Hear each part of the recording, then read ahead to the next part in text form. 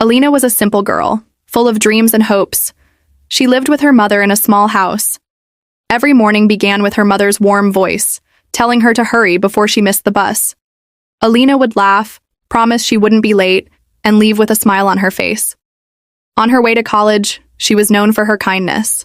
She would greet neighbors, help an old lady with groceries, and spread positivity wherever she went. People loved her for her gentle heart. At college, Alina's best friend Sana always stood by her side. The two would sit together, talking about their future. Sana would often say, "One day your ideas will make you famous." Alina would laugh and reply, "Not famous. Successful. There's a big difference."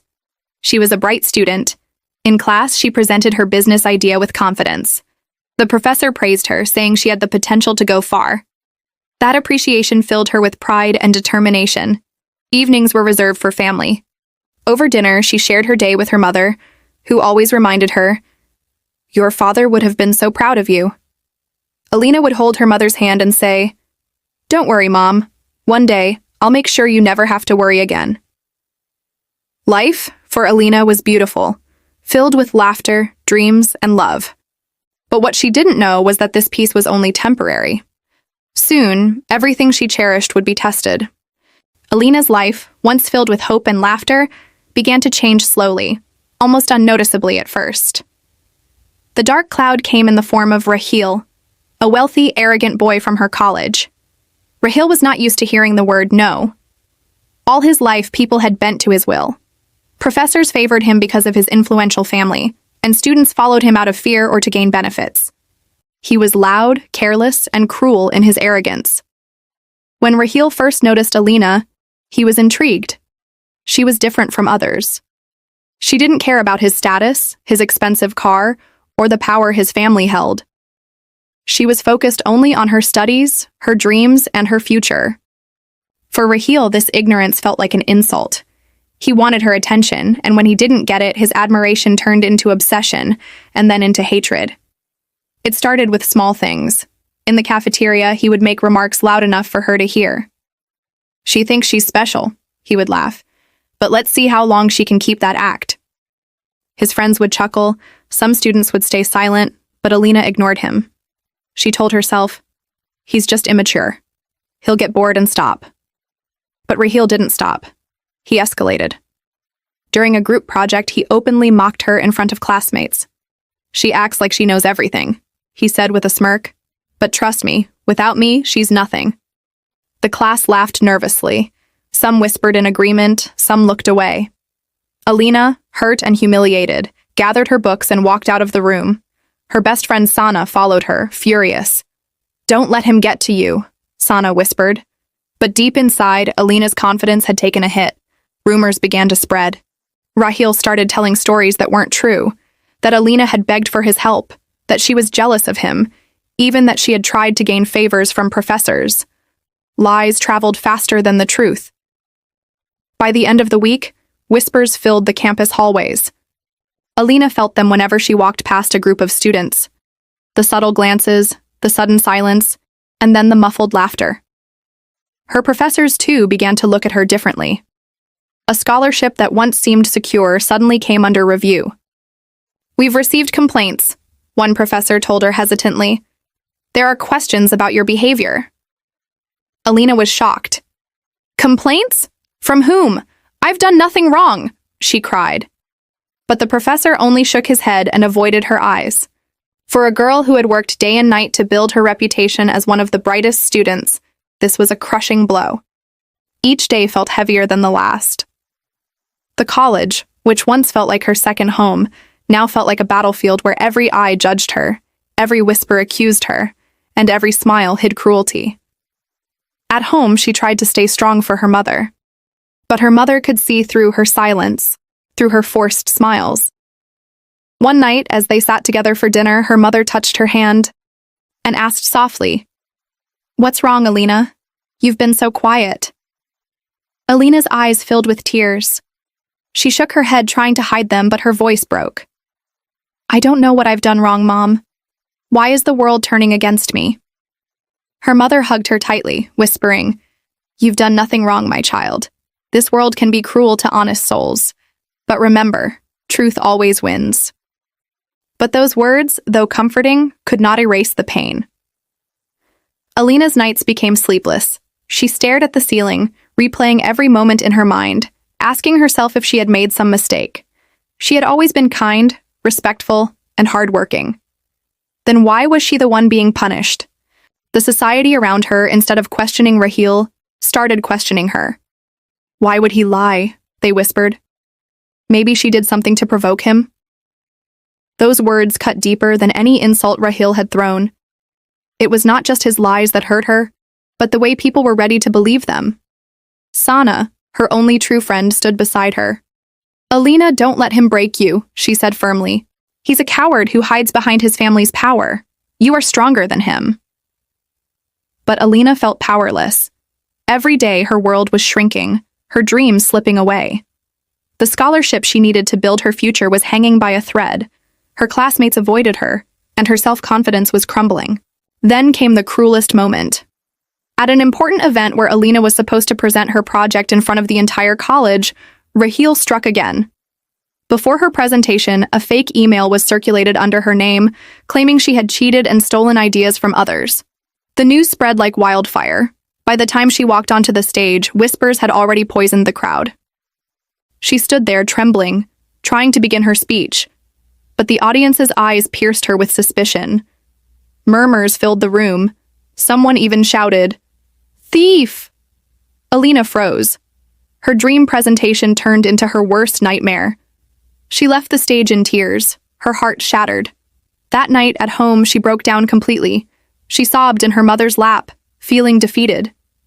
"They've destroyed me, Mom," she cried. "Everything I worked for. It's gone. They've taken it all." Her mother wiped her tears, her own eyes wet, and whispered, "No one can take your strength away unless you give it to them. Remember that."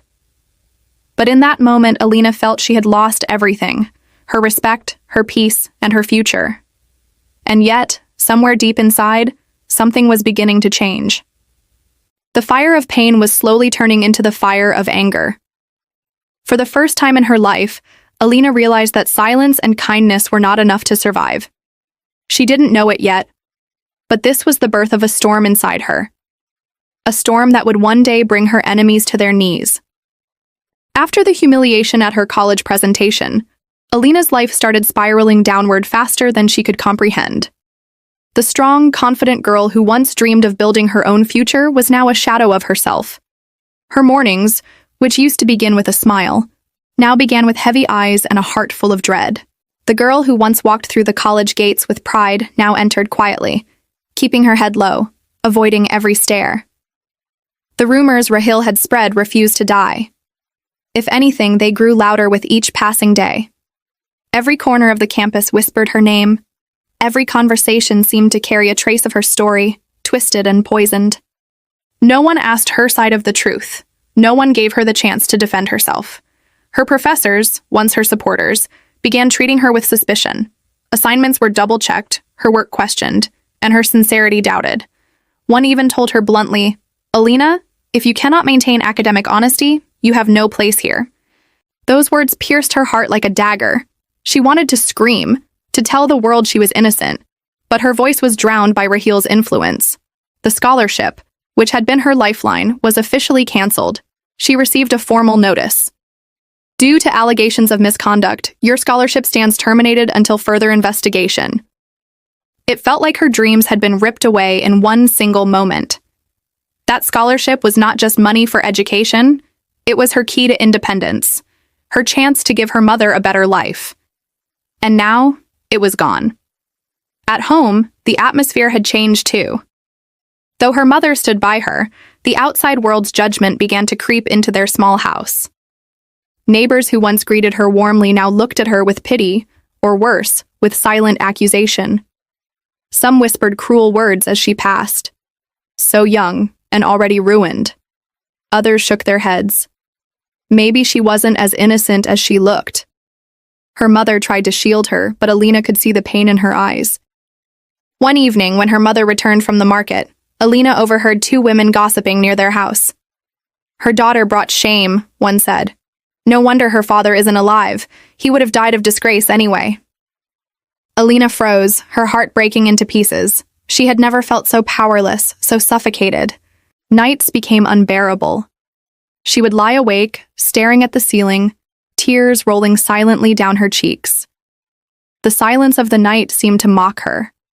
Every memory of her achievements, every moment of laughter with Sana, every dream she had once cherished now felt like cruel reminders of what she had lost. Her best friend Sana stayed beside her, but even that friendship was under pressure. Sana was bullied for supporting Alina. "Why are you defending her?" students would ask. "Can't you see she's guilty?" Sana ignored them, but Alina could see the toll it was taking. She felt guilty for dragging her friend into her suffering. "You don't have to stand with me, Sana," Alina whispered one night. "I don't want you to be hated because of me." But Sana held her hand tightly and said, "I'd rather be hated for standing with the truth than be loved for supporting a lie." Those words brought Alina comfort, but also deep sorrow.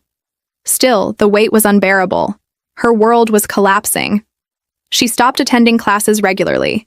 She avoided people, avoided conversations, avoided even looking into the mirror. She couldn't recognize herself anymore.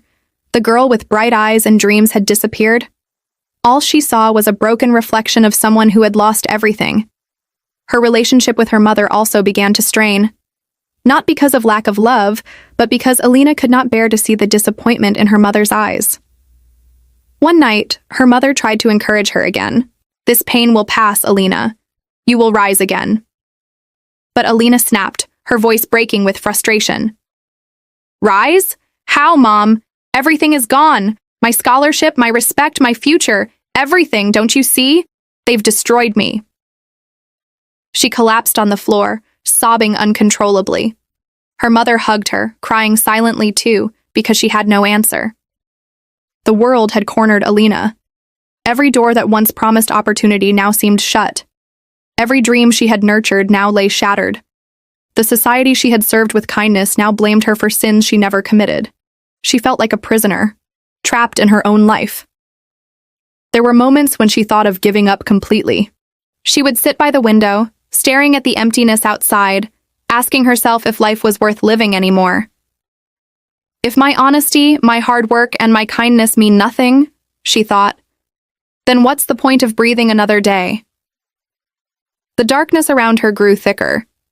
And yet, in the middle of this downfall, somewhere deep inside her heart, a small flame refused to die. It was weak, almost invisible, but it was there. Every insult, every humiliation, every betrayal was feeding it quietly. She didn't know it yet, but this flame would one day grow into a fire so strong that it would burn her enemies to the ground. For now, though, Alina was broken. Emotionally, mentally, and spiritually. The world saw her as defeated, as a girl who had lost everything. But destiny was only preparing her for something greater. Sometimes, a person must first be shattered completely before they can rise stronger than ever. This was Alina's downfall, her lowest point, the moment where she had nothing left to lose. And when a person has nothing left to lose, that's when they become unstoppable. After months of pain, humiliation, and despair, Alina had reached the lowest point of her life. She was broken, betrayed, and stripped of everything she once held dear. But when you have nothing left to lose, something shifts inside you. For Alina, that shift was silent at first, a whisper in her heart that grew louder with every tear she shed. One morning, she looked at herself in the mirror. The girl staring back was unrecognizable. Tired eyes, pale face, broken spirit. But as she stood there, something snapped. For the first time in months, she didn't cry. Instead, she whispered to her reflection, "Enough! If the world won't give me justice, I will create it myself." That was the birth of a new Alina. She began her journey quietly. While the world thought she had given up, she was rebuilding herself in secret. She started reading about powerful women who had fought against injustice, women who had risen from ashes to conquer their enemies. Their stories lit a fire inside her. Through a chance encounter, she met someone who would change her path, a mentor. He was an older man, a retired lawyer who had once fought corruption, but had grown weary of the system. He saw in Alina the same fire he once carried. When she shared her story, he listened silently, and after a long pause, he said, "The world has already written you off, child. But if you truly want revenge, it must not be blind. It must be smart, patient, and ruthless." Those words became Alina's mantra. She started training under his guidance, not just physically, but mentally. Her mornings were now spent building her strength. She jogged every day, pushed her limits, and trained in self-defense. Each punch she threw, each kick she practiced, carried the weight of her anger. The weak, tearful girl was gone. In her place stood a fighter in the making. But physical strength was not enough. She also needed strategy. Her mentor taught her the art of patience, how to study her enemy, how to wait for the perfect moment. "Revenge is not taken in haste," he told her. "It is taken when your enemy feels safe, when they least expect it. That is when it cuts the deepest." Alina listened, absorbed, and learned. She studied Rahil, his movements, his connections, his weaknesses. She discovered the truth behind his power: dirty money, illegal deals, and a trail of secrets that could destroy him. For months, she quietly collected evidence: emails, documents, photographs. She became a shadow, invisible but always watching. At the same time, she worked on herself emotionally. She practiced controlling her anger, hiding her pain, and wearing a mask of calmness. If Rahil saw her now, he would think she was defeated, harmless. But inside, she was sharper than ever, a predator waiting for the right time to strike. Her friendship with Sana also played a role. Sana became her silent supporter, helping her gather information from within the college, listening to the gossip, and feeding Alina with details she could use. Together, they built a network of truth in a world full of lies. But transformation wasn't just about revenge. Alina also rebuilt her confidence. She started studying again, not for the approval of professors, but for herself. She read books on business, leadership, and psychology. She knew that her revenge would not just be about destroying Rahil, it would be about rising above him, showing the world that she was stronger than the lies they believed. There were nights when she still cried, when the weight of the past threatened to break her again. But each time she remembered her mother's words: "No one can take your strength away unless you give it to them."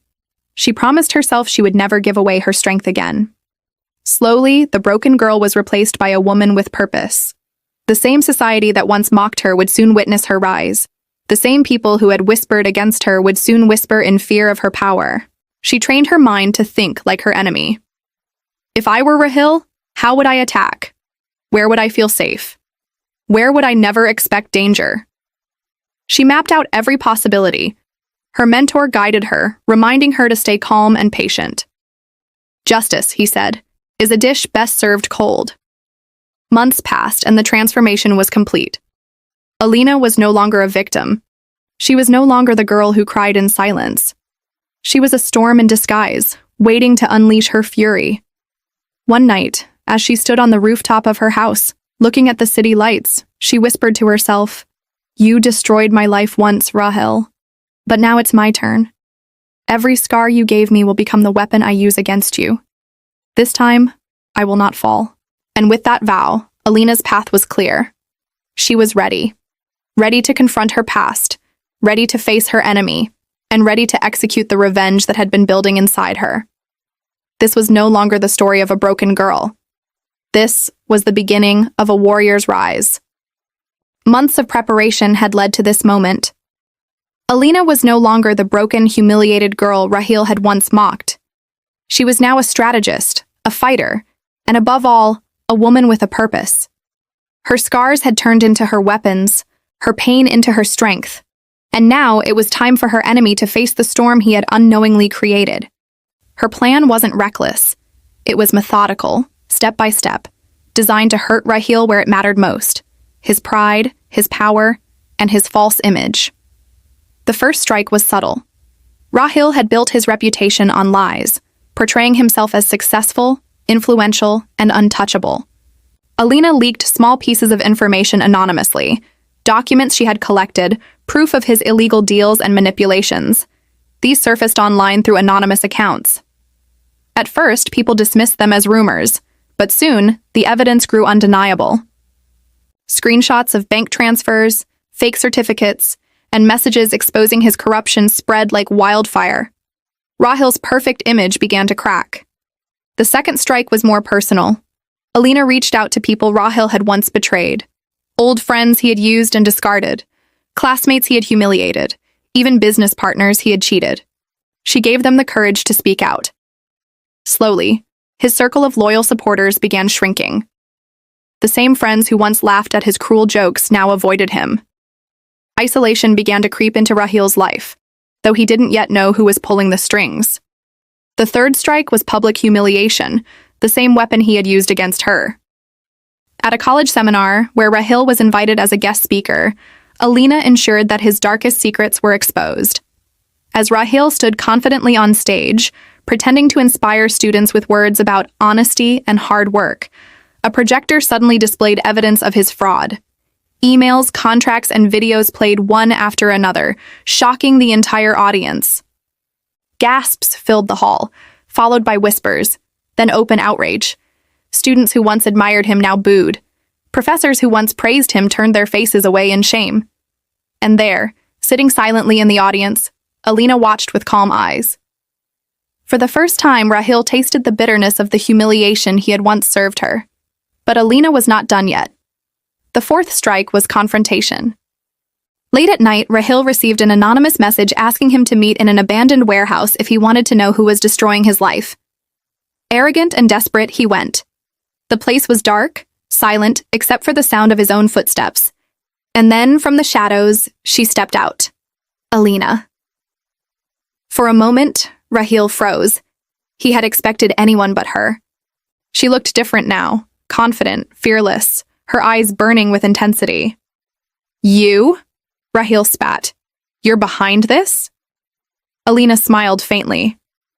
Surprised? You thought I was finished. You thought you destroyed me. But every scar you gave me became my strength. Rahil laughed nervously. You think you can beat me? My family's power. Your family won't save you this time. Alina cut him off. The world has already seen who you are. The mask is gone. You're alone now, just like you left me. Her words struck harder than any physical blow.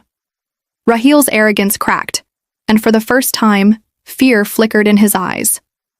The final strike came when authorities arrived, lawyers, journalists, and police officers, all tipped off by Alina. She handed over the complete file of evidence she had gathered, proof of fraud, harassment, and corruption.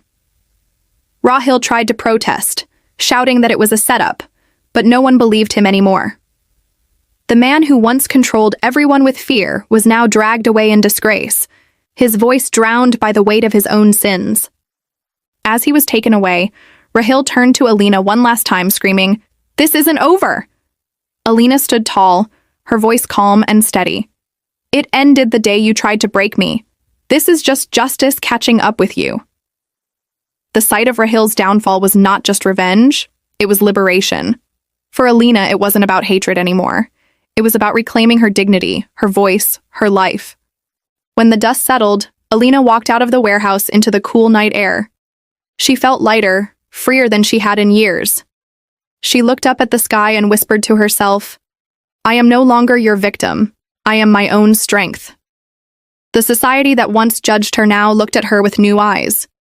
People who had doubted her whispered in admiration of her courage. But Alina didn't care for their validation anymore.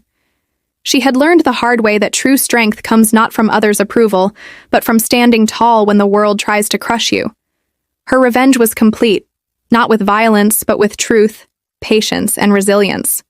She had destroyed Rahil not with weapons, but with his own lies, his own arrogance, his own mistakes. And as she walked away, she knew this was not just the end of her battle, it was the beginning of her new life. The storm had passed. Rahil was gone, stripped of his pride, his influence, and his power. For months, Alina had carried the heavy weight of humiliation and betrayal, but now that burden was gone. She had reclaimed her dignity. Yet, as she stood on the other side of victory, she realized something unexpected. Revenge had given her justice, but it had not erased the scars. The world around her had begun to change. The same society that once whispered against her now looked at her with respect, even guilt. Professors who had doubted her apologized quietly. Students who once mocked her now admired her strength. But Alina didn't smile at their praise. She had learned an important truth.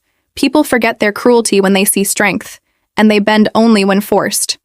At home, her mother held her with pride in her eyes. "You did it, Alina," she whispered. "You stood tall when the world tried to break you." Alina smiled softly and replied, "No, Mom. We did it. Your faith kept me alive when I had nothing else." Even Sana, her loyal friend, looked at her differently, not with pity anymore, but with admiration. "You've changed, Alina," she said one evening.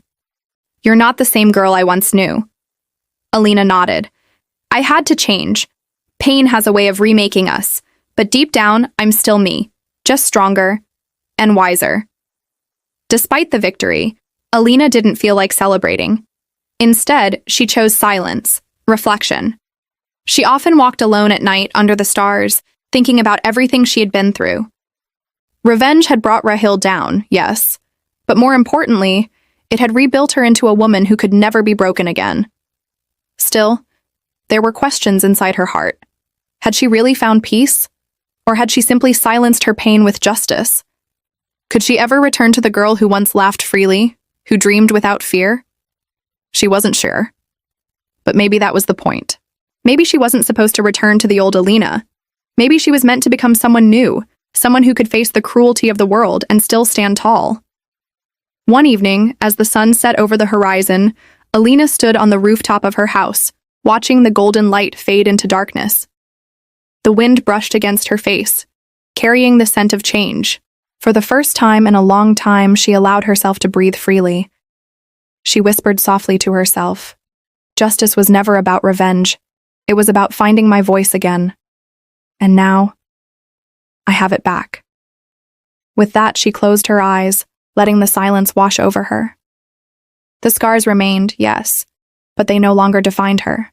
They were marks of survival, proof that she had endured the fire and come out stronger. And as the night settled in, Alina walked away, not as the victim of Rahil's cruelty, but as the author of her own story. A story unfinished, with many chapters yet to be written. Whether her journey would lead to peace or whether new battles awaited her, only time would tell. But one thing was certain. She would never again be silent, never again be powerless. She had risen once from the ashes, and if the world tried to burn her again, she would rise a second time, stronger than ever.